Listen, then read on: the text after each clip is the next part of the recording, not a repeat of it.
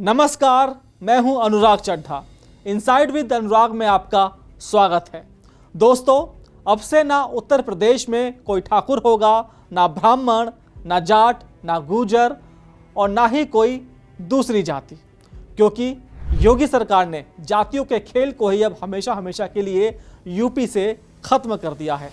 अब इस खेल से आपके अस्तित्व या पहचान पर कोई खतरा नहीं पड़ेगा, लेकिन जो पार्टियां, जो नेता जात पात की राजनीति करते हैं, उनके अस्तित्व पर एक जरूर बड़ा प्रश्नवाचक लग जाएगा।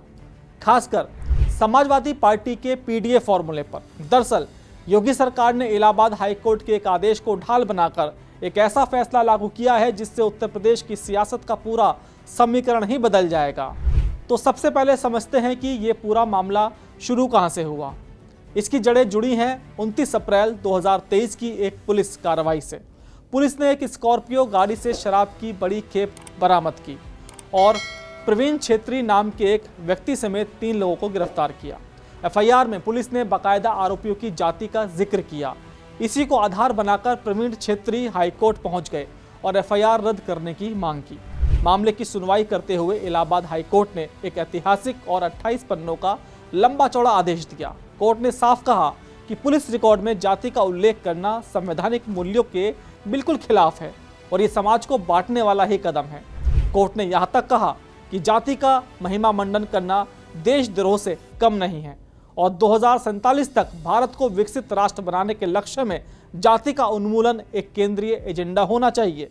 इसी आदेश का पालन करते हुए अब योगी सरकार ने ये निर्देश जारी किए हैं। तकनीकी रूप से सरकार सिर्फ कोर्ट के आदेश का पालन कर रही है, लेकिन सवाल उठ रहा है टाइमिंग का। हाईकोर्ट का यह सख्त आदेश काफ़ी समय से पब्लिक डोमेन में था, तो इसे लागू करने के लिए यही समय क्यों चुना गया?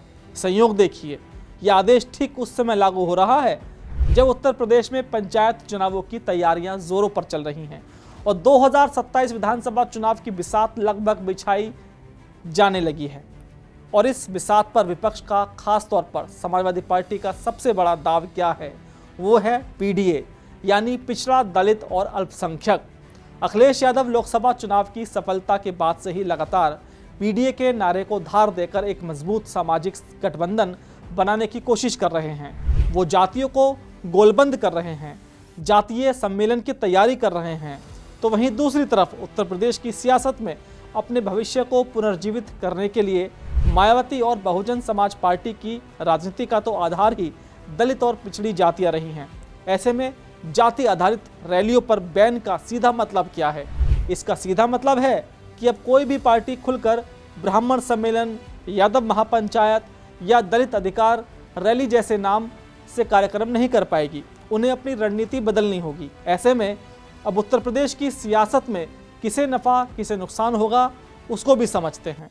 सबसे पहले समझते हैं कि फ़ायदा किसे होगा। प्रदेश की मौजूदा योगी सरकार और भाजपा अब खुद को एक समाज सुधारक पार्टी के तौर पर पेश करेगी। जो जातिवाद खत्म करना चाहती है वो कहेगी कि हम तो कोर्ट के आदेश का पालन कर रहे हैं। अगर विपक्ष इसका विरोध करता है तो वो जातिवादी साबित होगा। वहीं यूपी में बीजेपी को टक्कर देने के लिए विपक्ष का सबसे बड़ा हथियार है जातीय गोलीबंदी। समाजवादी पार्टी का पीडीए फॉर्मूला इसी पर आधारित है। इस फैसले ने सीधे सीधे विपक्ष के उस हथियार की धार ही खत्म कर दी है जिससे वो बीजेपी के हिंदुत्व और लाभार्थी वर्ग की राजनीति को काटते थे। अब अगर भाजपा को फायदा हो रहा है तो नुकसान किसके पाले में जाएगा, उसको भी जरा समझते हैं। सपा और बसपा की पूरी राजनीति सामाजिक न्याय और जातीय अस्मिता पर टिकी हुई है। उनके लिए ये फैसला एक चक्रव्यूह की तरह है जिससे निकलना बहुत मुश्किल है। अगर वो फैसले का समर्थन करते हैं तो अपनी कोर राजनीति खो देंगे। अगर विरोध करते हैं तो उन पर जातिवादी और कोर्ट विरोधी होने का ठप्पा निश्चित तौर पर लग जाएगा।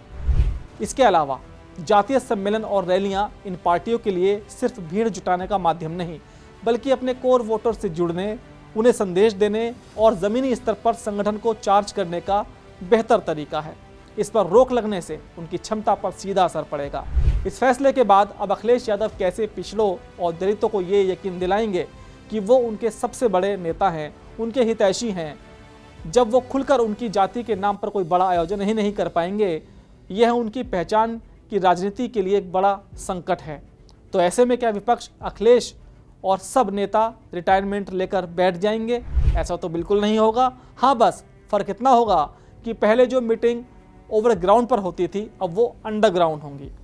जो जातीय बैठकें और सम्मेलन खुले मैदानों में होते थे, अब वो बंद कमरों, फार्म हाउसों और हॉलों में होंगे।